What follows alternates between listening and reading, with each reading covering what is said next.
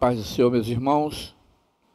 Mais uma vez, é um prazer imenso estar de volta aqui, nessa tarde, início de noite dessa terça-feira, para estarmos aqui comentando a lição de número 4, nesse trimestre que nós estaremos abordando sobre o tema da igreja, né, a evangelização.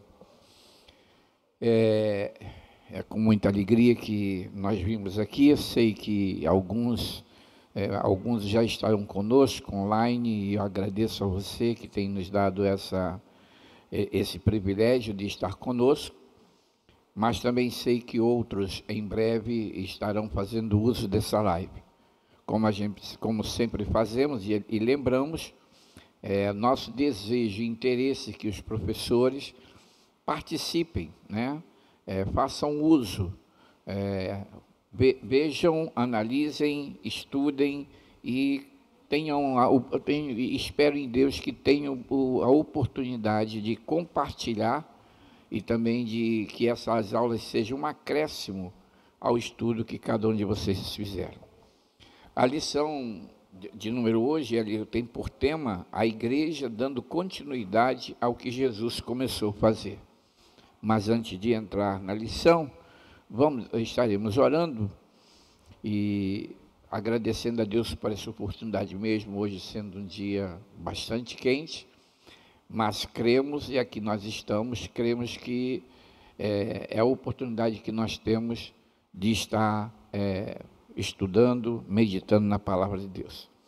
Senhor, eu te dou graças por mais uma vez, Senhor, estar aqui na tua casa, nesse momento, Senhor, para estarmos, ó Deus, comentando, estudando a lição da Escola Bíblica Dominical. A tua palavra, Senhor, ela é imprescindível na nossa vida. Eu te agradeço, Senhor, pelos teus filhos e filhas que estarão conosco, Senhor, nesse momento. Também aqueles, ó Deus, que mais tarde farão uso, Senhor, dessa live. Eu te agradeço, Senhor, porque é o Senhor que tem nos ajudado e a cada um de nós a realizar essa tarefa. É o Senhor que estar ministrando, Deus, na Escola Bíblica Dominical. Peço a tua bênção sobre cada professor, Senhor, cada professora. Peço, Senhor, a tua graça sobre eles, ó Deus, não apenas no decorrer dessa lição, mas também, Senhor, durante a exposição no próximo domingo diante das classes. Eu peço a tua bênção, em nome de Jesus. Amém. Amados, esse trimestre será um trimestre muito interessante para nós, porque nós estaremos abordando exatamente o tema da igreja. E já 3 lições que nós vimos trabalhando nesse sentido, e essa agora nós estamos falando sobre a igreja dando continuidade ao que Jesus começou a fazer. É interessante porque a gente pensar nisso, porque na realidade o que Jesus fez foi deixar um exemplo para nós. Tudo que Jesus fez aqui na terra, tudo que Jesus passou aqui na terra, teve um propósito, né? Não só de cumprir a vontade do Pai, não só de cumprir as profecias da palavra de Deus, mas também de servir como exemplo nosso, né? Então, hoje em dia, nós não temos nenhuma desculpa, ou não poderemos apresentar nenhuma desculpa naquele dia, de não ter feito, né, ou não ter cumprido a ordenança de Jesus, porque ele foi o nosso exemplo maior. Então, a igreja na face da terra, ela também não pode se desculpar e deixar de realizar a obra que Jesus realizou, porque para isso, né, ela foi fundada, ela foi constituída, né, que exatamente recebeu do Senhor essa condição para realizar essa obra. Então, irmãos, o que nós fazemos hoje, a igreja, quando o tema diz a igreja dando continuidade ao que Jesus começou a fazer, o que nós fazemos e o que devemos fazer é exatamente olhando para trás ou olhando para a palavra e vendo o exemplo de Jesus, nos motivarmos, né? Não importa as circunstâncias que possam ocorrer, eu preciso olhar para Jesus e ver o exemplo que ele nos deu. A verdade prática, o comentarista diz assim: a missão da igreja tem uma dimensão ampla. Jesus disse: ide por todo mundo. A primeira coisa que aprendemos aqui é que a missão da igreja tem, além de uma dimensão ampla, ela é também uma obra imperativa e urgente. O ir de Jesus não é questão opcional, mas uma ordem. A igreja deve pregar o evangelho, não por opção, mas por obediência. Então, pelo menos 3 motivos, né, nós temos para fazer, ou 3, vamos dizer assim, 3 características, né, nós temos para fazer a obra de Jesus. Aquele Marcos 16, a ordem de Marcos 16 e 15 e 16, nós temos ali 3 características dessa ordem. Em primeiro lugar, como o próprio comentarista ele diz, ela é ampla e ela é abrangente. Ela alcança o mundo da época de Jesus, ela alcançava o mundo da época de Jesus, e ela já olhava para nós alcançando o mundo da nossa época. E aí, irmãos, eu vou colocar uma coisa muito interessante. Vamos ser mais amplos também no nosso pensamento. Às vezes nós achamos que não podemos cumprir a ordem de Jesus porque nós não temos condições de ir no mundo, viajar o mundo, percorrer o mundo, ir das nações. Mas essa palavra mundo aqui, ela também tem uma conotação, aliás, nós estudamos na lição passada, ela também tem uma conotação, se aplica também ao mundo em que nós vivemos. Ou seja, por exemplo, a minha casa é um mundo que eu tenho acesso, outros não têm, mas eu tenho acesso. A minha escola é um mundo que eu tenho acesso, outros não têm, mas eu tenho acesso. O meu trabalho é um mundo que outros não têm, mas eu tenho acesso. Então, quando a gente olha para esse texto, e por todo o mundo, nós podemos entender que eu posso fazer missões, que eu posso cumprir o ID no mundo em que eu vivo.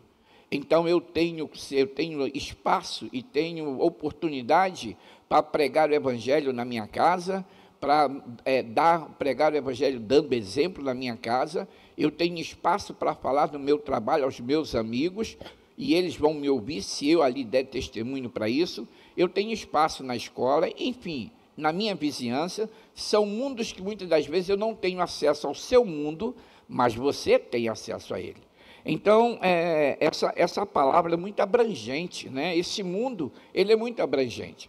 Não apenas no sentido de fazermos missões em outras nações, mas também de alcançar o nosso mundo, principalmente o nosso mundo.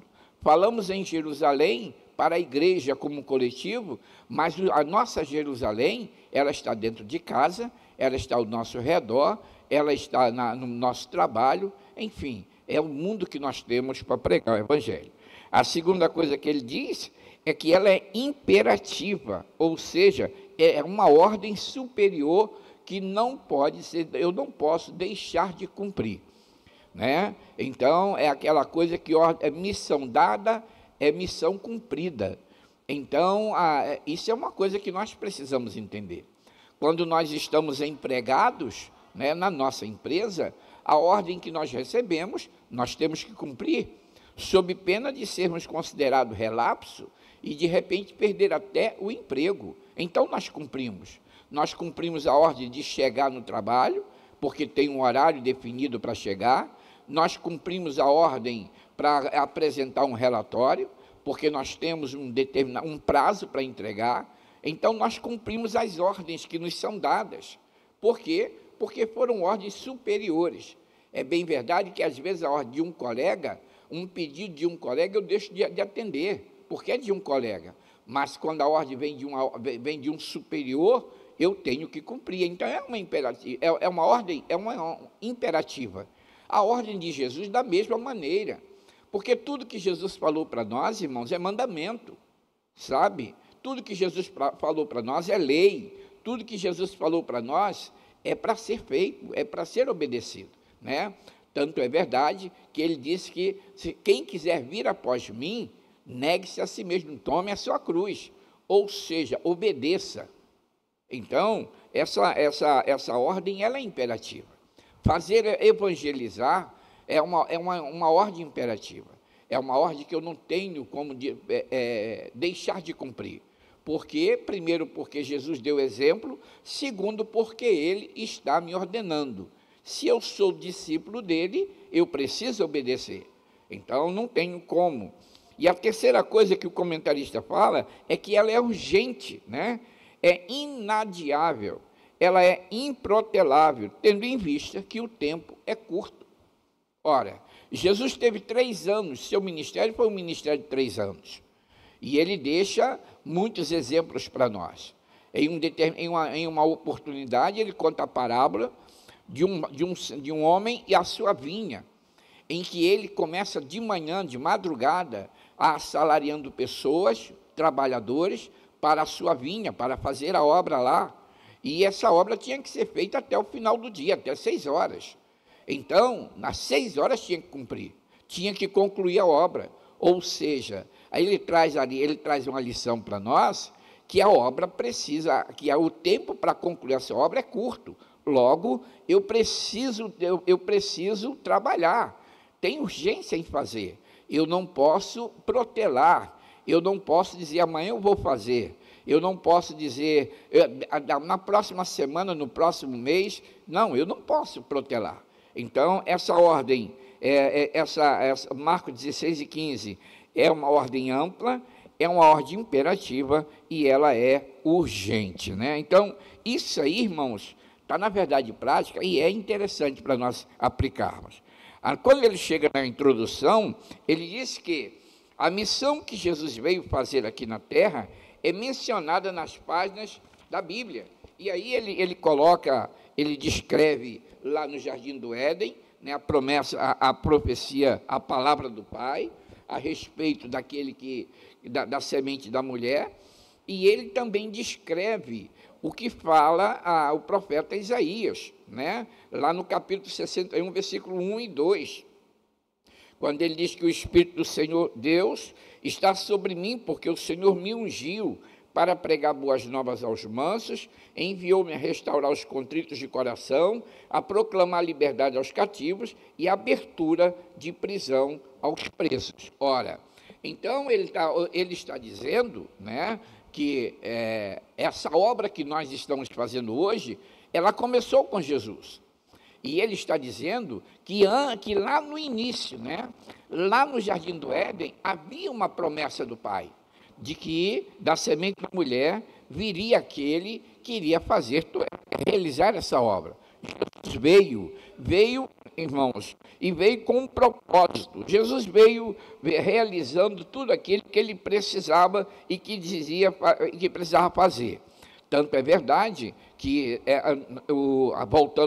lembrando do profeta Isaías, ele não apenas disse, né, qual era a obra que Jesus iria fazer, mas ele também lembrou, ou também deixou relativo a respeito da forma como Jesus nasceria.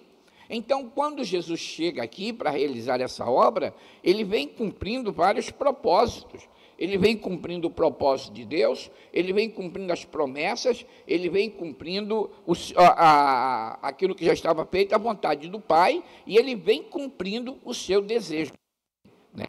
Então, irmãos, isso é muito interessante, porque Jesus, ele próprio, ele reafirma isso. Quando ele entra lá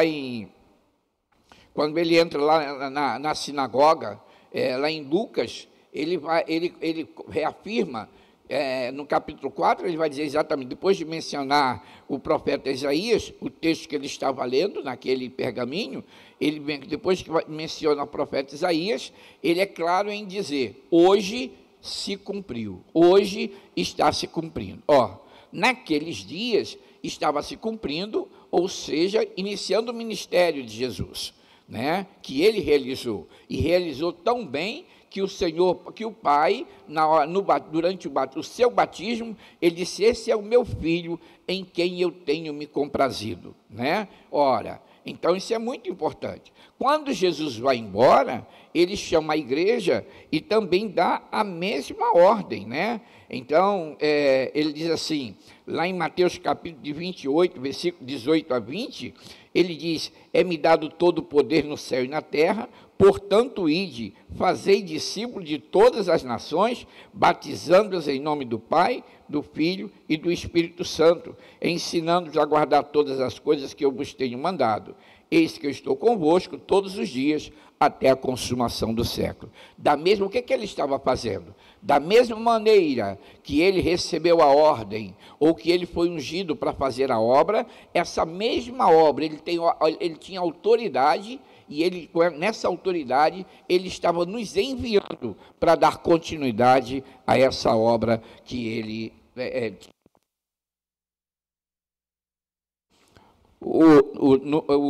no tópico primeiro dessa lição, no item, né? Ele diz assim, o início do ministério de Jesus. E aí ele coloca que esse ministério de Jesus, ele envolveu algumas características. Em primeiro lugar, ele cumpria as Escrituras. Agora falando de uma forma mais clara do que eu estava dizendo, ele veio em cumprimento às Escrituras. Óbvio que ele veio para realizar uma obra, mas essa obra em cumprimento àquilo que já estava escrito, aquilo que já havia sido determinado. Ou seja, nós vemos aqui que a obra da evangelização, o ministério da evangelização do mundo, dos povos, das nações, não é uma coisa de hoje, não é uma coisa de ontem, de alguns anos atrás.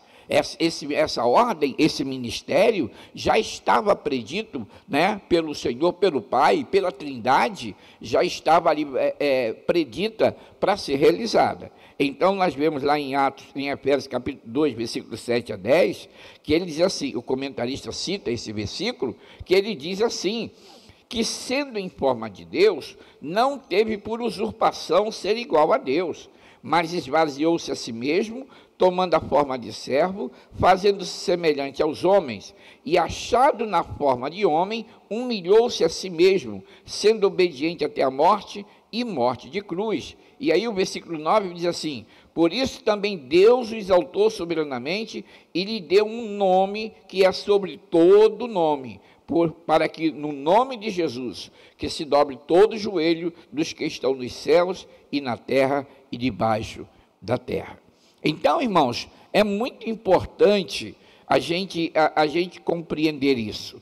Nós não estamos realizando uma obra que não tem história, ou criada por homem, ou estabelecida pelos apóstolos. Não.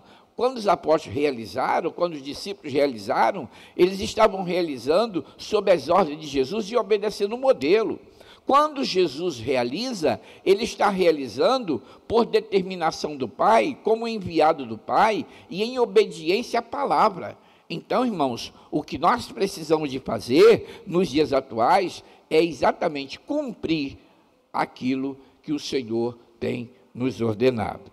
Então, o comentarista, ele fala, cumprimento da promessa, né, em que Jesus tomaria forma humana para ser semelhante aos homens, como falamos aqui, quando ele diz que, mas esvaziou-se a si mesmo, tomando a forma de servo, fazendo-se semelhante aos homens. E por que, irmãos, fazer-se semelhante aos homens? Para que exatamente assim ele pudesse, nós pudéssemos ter, vamos dizer assim, não se sentir derrotado. A coisa mais difícil para o homem é quando ele não tem experiência daquilo que ele vai fazer, ou daquilo que ele está fazendo. Então, o medo dele de dar errado, o medo de não conseguir, é muito grande. Muitas vezes, por conta desse medo, ele deixa de executar aquilo a que ele se determinou. Quando nós olhamos para a obra de evangelização, nós deixamos de lado, ou pelo menos nós olhamos e temos um modelo de Jesus. E olhando para o que Jesus fez, para o que Jesus realizou, olhando para a forma como os discípulos realizaram também em cumprimento da palavra, então esse medo nosso, ele perde importância, porque nós temos um modelo, nós temos um exemplo, e esse exemplo é o que o Senhor deixa para nós. Então, a missão de Jesus também aqui na terra envolveria ao cumprimento das Escrituras. A missão de Jesus aqui na terra foi demonstrada conscientemente, né? Jesus mostra isso quando ele está lá diante dos, ou à frente, ou diante dos mestres lá no templo, e ele está interrogando. Na realidade, isso é muito importante, porque nós podemos entender nesse momento que o nosso Senhor, a obra que ele veio fazer nos moldes que o Pai o determinou, ou seja, era preciso realizar. E a gente não sabia o que o Senhor interrogava, a gente não sabia o que o Senhor perguntava, mas ele, na realidade, ele estava questionando para, através dessas respostas, ele poder também entender quem ele iria, como ele iria realizar esse trabalho e aquilo que ele poderia fazer pelas pessoas. Então, nós temos essa condição, né, e podemos entender essa situação. Aí ele fala também sobre o batismo nas águas e a unção do Espírito Santo. Ora, então ele menciona aqui textos como João 1:29, Lucas 3:21 e 22, Atos 10:38, quando ele narrando, né, aquele momento do batismo por João Batista. Então, irmãos, não foi um ministério, vamos dizer assim, feito a revelia, não. Jesus veio para fazer, cumprir algo assim, a revelia, não. Ali que nós vemos exatamente naquele momento do batismo, primeiro, o testemunho de João Batista, que não conhecia Jesus, mas ele testemunhou pelo Espírito Santo. E ele diz assim: eis o Cordeiro de Deus que tira o pecado do mundo. Ora, então ele estava dizendo para aquelas pessoas que não existia outra forma de se libertar, de alcançar, vamos dizer, a salvação, o livramento da perdição eterna, se não fosse através daquele Cordeiro. Todo aquele povo que estava ali tinha plenamente o conhecimento e sabia como proceder para realizar um sacrifício. Os seus pecados, anualmente, eles iam até o templo oferecer sacrifício. Cada um ia com o seu animal, cada um ia com a sua oferta, poderia ser até uma rolinha, sei lá, mas cada um tinha algo a oferecer por conta do seu pecado. O que eles imaginavam eles agiam como agia o povo no passado, no Antigo Testamento, em que o sangue dos animais, eles cobriam o pecado. Mas aqui, na época de Jesus, no Novo Testamento, ora, Jesus veio para realizar um único sacrifício, ou seja, ele estava ali como Cordeiro unigênito de Deus. Isso quer dizer que não haveria, depois de Jesus, não haveria mais nenhum sacrifício, porque ele era o sacrifício santo e que agradava o Senhor. Então, quando João está dizendo esse é o Cordeiro de Deus que tira o pecado do mundo, ele está dizendo que a partir de agora, somente Jesus pode tirar o pecado do homem, somente Jesus pode perdoar pecados, somente Jesus pode livrar o homem da condenação. Era isso que João Batista estava dizendo. E aí, quando a gente vê Jesus descendo das águas, nós vemos também a confirmação da Trindade, né? Então nós vemos o céu se abrindo, o Espírito Santo descendo sobre Jesus, e a palavra, e o Pai fazendo aquela declaração tão maravilhosa que nós já falamos aqui. Então, o que é que isso quer dizer? Isso quer dizer que essa tarefa, a evangelização, é uma tarefa que foi oriunda da Trindade, pertence e está no coração de Deus, do Pai, do Filho e do Espírito Santo.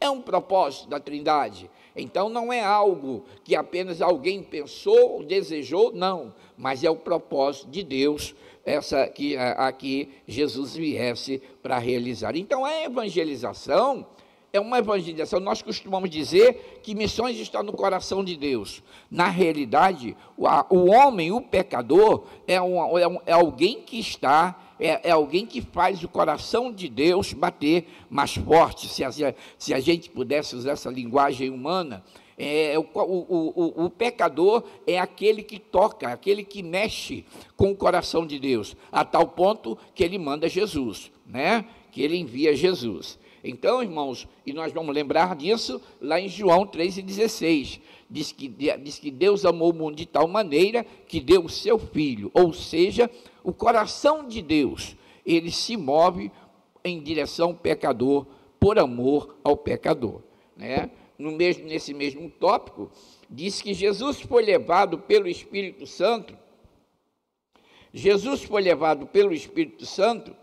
né, ao deserto para ser tentado e vencendo o diabo. Ora, quando a gente, eu olho eu estava lendo a lição, e quando eu me deparei com isso, eu comecei a pensar, e os irmãos, a lição tem resposta, a Bíblia tem resposta para isso, mas eu queria que vocês entendessem, por que Jesus foi levado ao deserto para ser tentado, né? E quem o levou, quem o conduziu, não foram os discípulos, foi o Espírito Santo. Mas por que isso? Ora, a tarefa que ele tinha a exercer era de tal grandeza que precisava de alguns requisitos para demonstrar quem era esse homem, quem era essa pessoa que iria realizar aquela tarefa. Então, a primeira coisa que eu coloquei era para provar que ele era o Messias.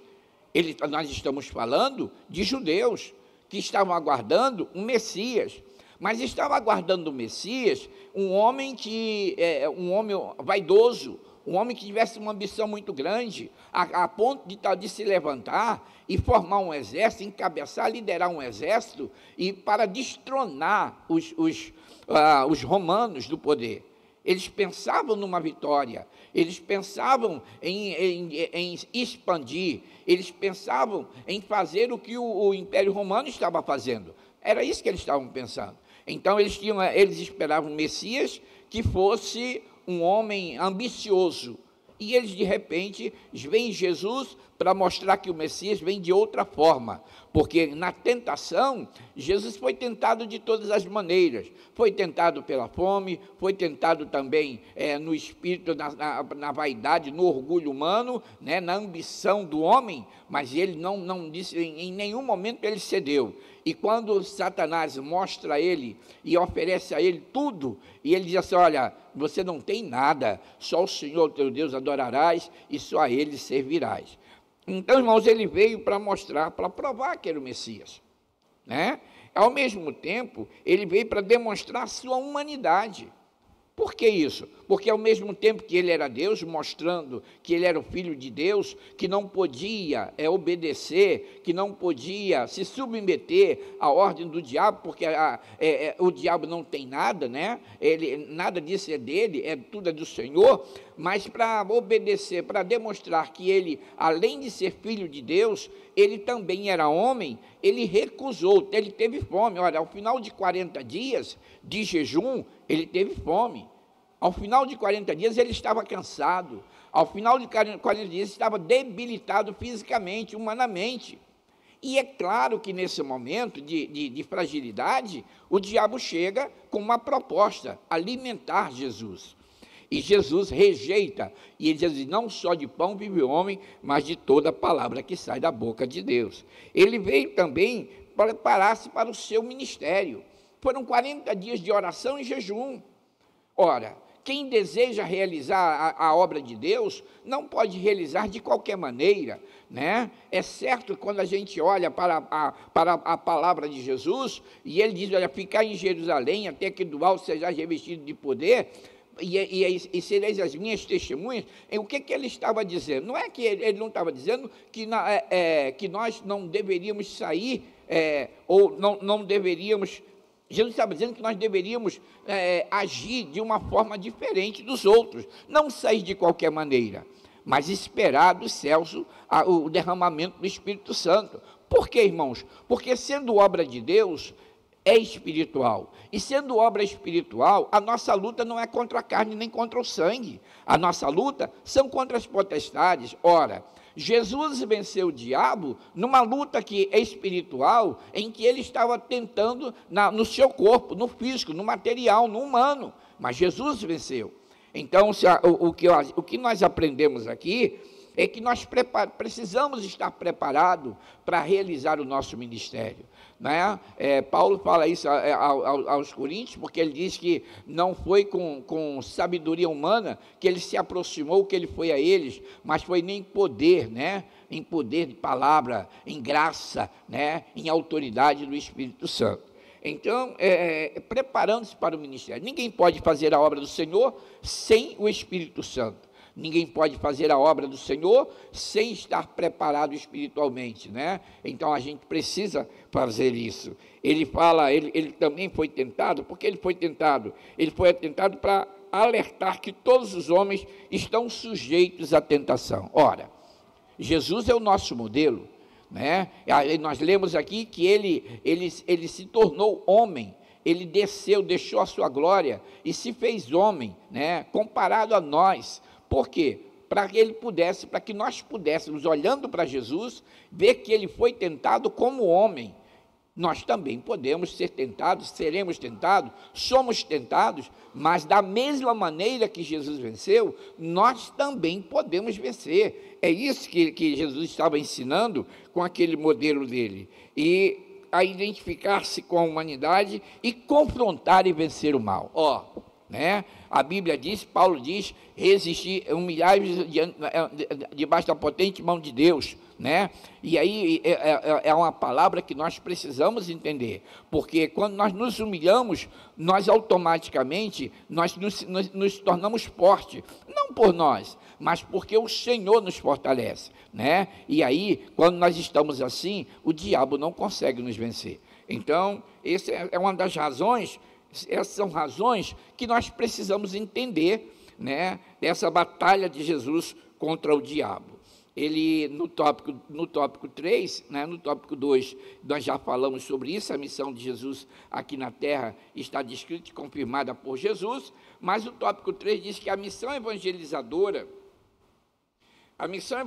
de Jesus aqui na terra era dar testemunho do grande amor de Deus por suas criaturas. E eu diria, e eu acrescento, era não só apenas dar testemunho do amor do Pai pelas criaturas, mas também dar testemunho ou provar aos homens do seu amor também pelo homem, né? Então, não é só porque Deus amou o mundo e enviou Jesus, mas saber que Jesus se deu por nós.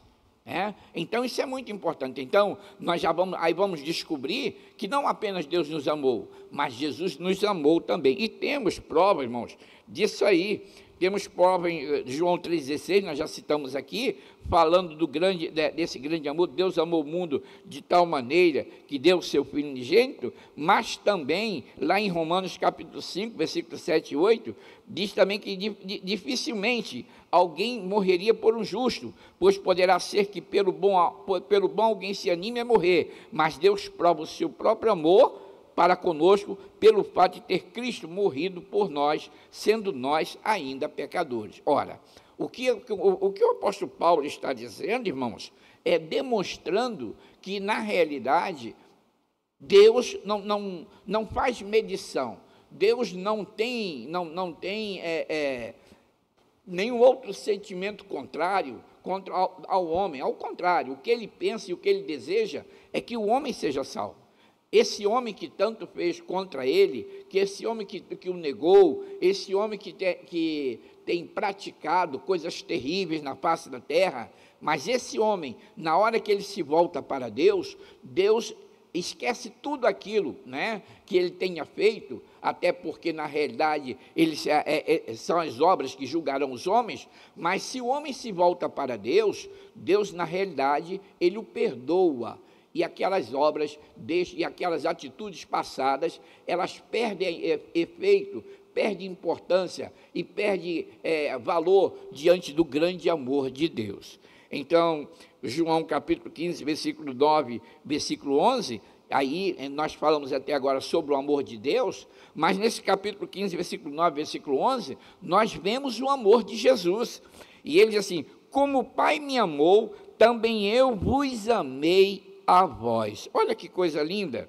Permanecei no meu amor, se guardardes os meus mandamentos, permanecereis no meu amor, do mesmo modo que eu tenho guardado os mandamentos de meu Pai e permaneço no seu amor. Tenho-vos dito isso para que o meu gozo permaneça em vós e o vosso gozo seja completo. Irmãos, que coisa maravilhosa! Nós não estamos aqui simplesmente só porque Deus amou e Jesus cumpriu a ordem dele. Não, nós estamos aqui porque não apenas Deus nos amou, não apenas o Senhor cumpriu, foi obediente cumprindo a ordem do Pai, mas porque também Jesus nos amou, né? Jesus diz assim: não foste vós que me escolhestes, mas eu vos escolhi a vós. Olha que coisa tremenda, é o amor de Deus, é o amor de Jesus em sintonia conosco. E aí, agora o testemunho dos discípulos. O apóstolo João, lá no 1 João, capítulo 3, versículo 16, ele diz assim: conhecemos o amor nisto, que ele deu a sua vida por nós, e nós devemos dar a vida pelos irmãos. Que coisa linda! Sabe o que ele está dizendo? Agora são os apóstolos falando a respeito desse amor. Jesus, Deus, a Bíblia demonstra, ou fala, ou expressa, ou registra o amor de Deus. Ela registra as palavras de Jesus, ou seja, as declarações de Jesus a respeito de nós, e os discípulos, como João, ele está dizendo isso, né? E aí o apóstolo Paulo vai complementando o capítulo 13, né, lá de Coríntios, e ele está colocando o que é o amor, como é o amor. Ele não está dizendo apenas uma teoria, ele não está lançando ali apenas uma teoria, ele está dizendo que aquele mesmo amor que habitou em Deus, no Pai, aquele mesmo amor que esteve em Jesus pelo homem, é um amor que deve estar em nós. E ele faz ali uma exposição desse verdadeiro amor. Ora, irmãos, isso são exemplos do que nós vemos, o que Deus está fazendo, o que Deus pode fazer, né? Então, no tópico 4, nós já abrangemos lá no início, a missão evangelizadora de Jesus aqui na terra era resgatar o homem das trevas, da escuridão e trazendo para a sua maravilhosa luz. Nós lemos, os irmãos vão lembrar que nós falamos sobre esse texto, né, lá de Lucas, que quando Jesus entra na sinagoga, ele pega o livro da lei, e o livro que ele pega é exatamente o livro que o profeta Isaías. E ele ali, naquele momento, ele faz uma exposição, ele começa a dizer, ele começa a falar aquilo que, repetir a profecia de Isaías. Então, a obra de Jesus, a missão de Jesus era exatamente essa: o Espírito do Senhor está sobre mim, porque o Senhor me ungiu para pregar boas novas aos mansos, e enviou-me a restaurar os contritos de coração, a proclamar liberdade aos cativos, a abertura de prisão aos presos, a apregoar o ano aceitável do Senhor, o dia da vingança do nosso Deus, e a consolação a todos, e a consolar a todos os tristes. Então essa é a obra, irmãos. É a obra que Jesus veio, é a missão que Jesus veio. Ele veio para salvar, ele veio para curar, ele veio libertar, e ele veio, irmãos, para resgatar. Olha que coisa interessante. Então, Jesus é maravilhoso. A obra, o evangelho de Jesus é completo. Ele não pregou apenas a palavra de salvação, mas também sobre ele estava o Espírito do Senhor e ele tinha condições de curar todos os enfermos. Isso é maravilhoso. Então, quando nós pregamos o evangelho, quando a gente pensa na missão da igreja, nós estamos pensando na missão, uma missão que não apenas leva o homem à palavra de Deus, o conhecimento de Deus e a palavra e a esperança de salvação, mas também leva o homem à libertação dos demônios, libertação dos vícios, libertação de todas as coisas que têm oprimido o homem, leva também o homem à cura. É só a pessoa crer, e nós estamos aqui apresentando um evangelho que, de acordo com a fé, Jesus muitas vezes, quando chegou para alguém que estava enfermo, ele perguntava: o que queres que te faça? E quando aquela pessoa dizia assim: eu quero, Senhor, isso, eu quero ver, e Jesus disse: olha, creia.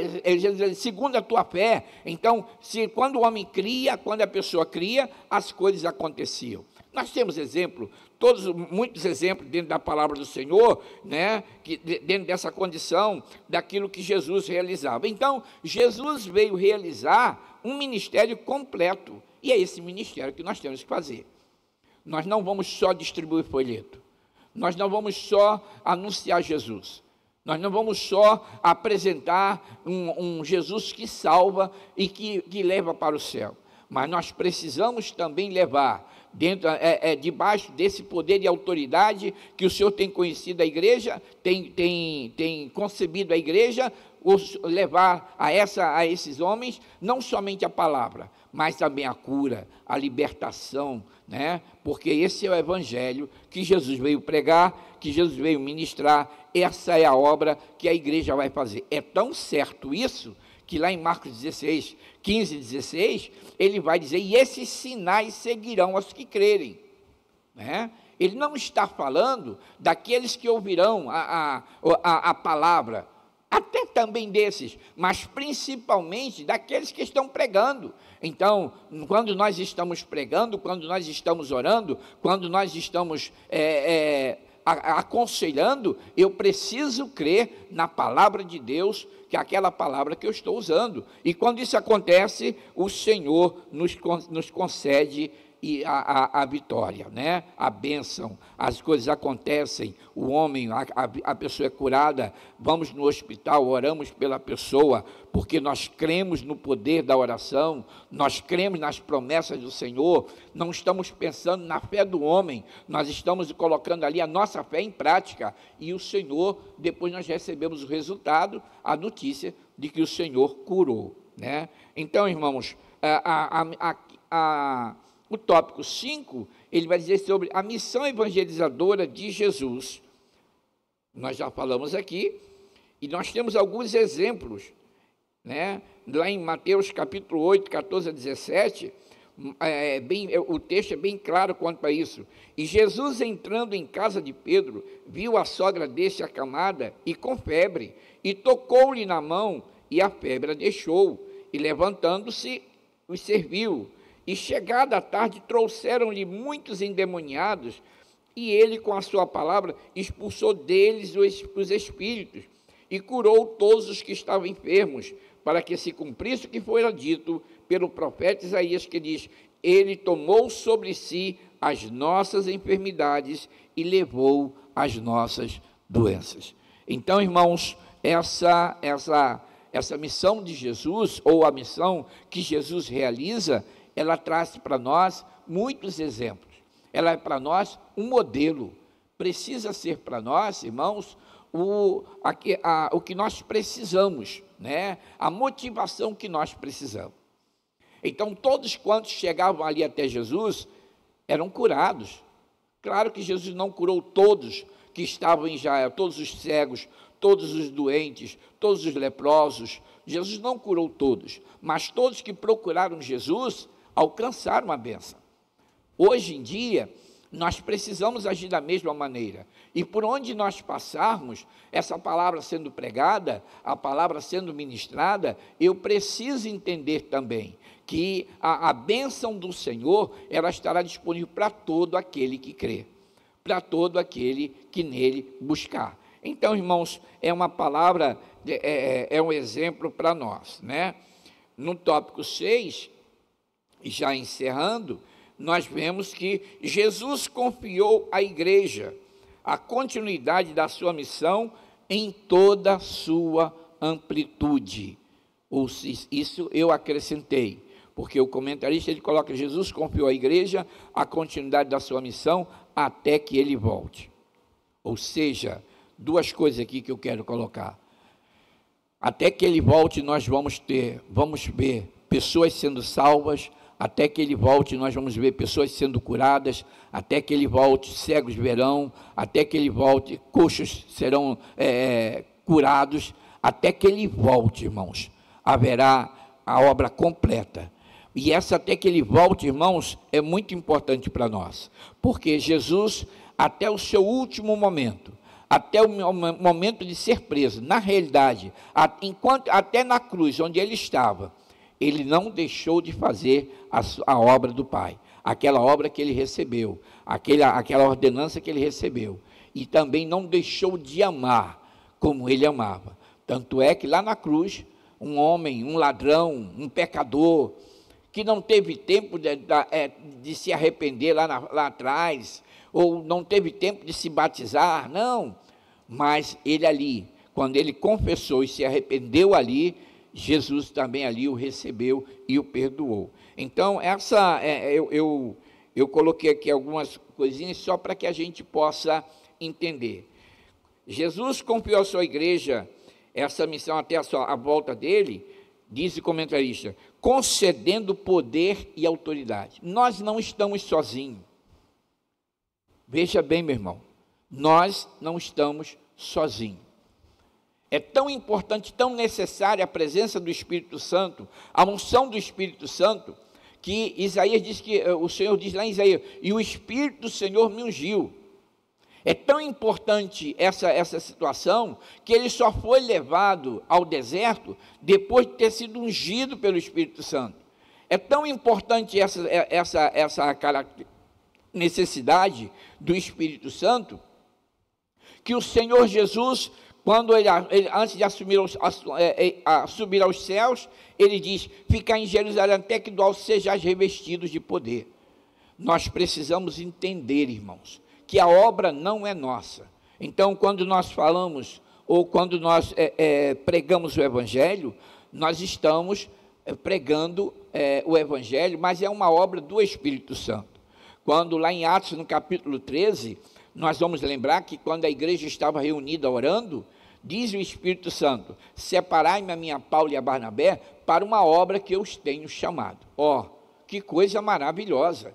Então, se essa obra da evangelização é uma obra que o Espírito Santo, ele está ali para nos ajudar, até porque Jesus está no céu, ao lado do Pai, à direita do Pai, mas quem está conosco é um outro Consolador, é o Espírito Santo, é aquele que Jesus subiu, mas ele veio para dentro de nós, morar conosco, viver conosco, estar em nós, nos ajudando, nos ensinando, nos dando palavra, nos confortando, nos consolando. Então esse é o Espírito Santo, que quando nós pregamos, ele convence o homem. Então nós temos que fazer a nossa parte, né? Concedendo, ele não apenas concedeu poder e autoridade, mas concedeu a presença do Espírito Santo e concedeu também os dons espirituais. Para que servem os dons espirituais, irmãos, na nossa vida? Né? Então, ele também nos concedeu os dons espirituais. Olha, que coisa maravilhosa. Então, nós precisamos ter consciência de que aquilo que nós recebemos para aplicar, para ver o crescimento do reino, para ser utilizado na obra do Senhor. E também, como diz o comentarista, nos concedeu a palavra de Deus. É essa palavra, irmãos, que o Senhor nos deixou, que chegou até nós, a Bíblia Sagrada, essa palavra que nós lemos, que nós meditamos, essa palavra que a cada dia nos leva, irmãos, a um entendimento maior, a um descobrimento maior da vontade do Senhor. Essa palavra que nos dá graça, traz graça a nós, essa palavra que nos revela a vontade do Pai, essa palavra. Então, e essa palavra também lava. Ele diz lá, quando Jesus estava falando aos seus discípulos, lá no capítulo 14, ele diz: vós já estáis limpo pela minha palavra. Né? Quando nós ouvimos a palavra, quando o pecador ouve a palavra, é por isso que a palavra que o Paulo escreve aos Romanos, dizendo que a fé vem pelo ouvir e ouvir pela palavra. Então, essa palavra, quando ela é pregada, o Espírito Santo vai lá e convence. Ela entra, confronta o homem com o seu pecado, e o Espírito Santo ali vai trazer convicção ao homem de que realmente ele é um pecador. Então, irmãos, o que é que eu posso dizer para você nessa manhã, nessa tarde? É que nós precisamos seguir o exemplo dos discípulos. O tópico 7 diz isso. Os discípulos obedeceram a ordem do Senhor e deram continuidade à missão. Seremos discípulos se fizermos o que o Senhor nos manda. E seremos discípulos, seremos conhecidos do mundo como os discípulos de Jesus, se verdadeiramente nós estivermos obedecendo a sua ordenança. Então, como poderemos dizer que somos discípulos de Jesus? Como seremos conhecidos como discípulos de Jesus, se nós não fizermos o que ele nos manda fazer, né? Então, não tem como. Às vezes tem pessoas que no seu trabalho não são nem conhecidos, e alguém de repente: eu não sabia que você era crente. Sabe por quê? Eles não sabem que nós somos discípulos de Jesus, mas o discípulo ele tem um modo diferente, né? Ele é um modelo diferente, ele tem uma palavra diferente, atitudes diferentes, e ele, aonde ele tem oportunidade de falar, ele sempre tem uma palavra que retrata, que realça o poder de Deus. Eu encerro a lição, eu encerro nesse momento essa palavra fazendo aplicação da vida diária. A excelência desse resgate está no fato de, mesmo no estado de pecado e separados de Deus, éramos simplesmente criaturas de Deus, porém com o resgate nos concedeu o direito de sermos filhos de Deus, pelo que devemos valorizar a nossa vida espiritual. Eu gostaria de colocar para você, dentro dessa palavra, apenas uma coisa, para que nós possamos pensar. Temos valorizado a nossa filiação. Nós somos, irmãos, nós somos de Deus, é verdade. Não está na nossa carteirinha, na nossa identidade, Inácio Muniz Pereira de Deus, não está. Mas nós somos filhos de Deus. Então, o filho, ele valoriza e ele promove, né? Promove aquilo, a obra do Pai, promove aquilo que o Pai faz, né? Tudo que precisa ser. Então, ele promove o crescimento do reino do Pai. Nós precisamos, da mesma maneira, como filhos que somos, né? Promover o crescimento do reino. E a gente promove isso fazendo a obra do Senhor. A conclusão: a missão evangelizadora de Jesus descreve que os planos de Deus se cumprem e não podem ser impedidos, pois tudo que Deus planejou antes da criação do mundo, para a vinda de Jesus, está na terra, para a vinda de Jesus aqui na terra, e realizar a missão evangelizadora foi devidamente realizada quando na cruz ele disse: está consumado.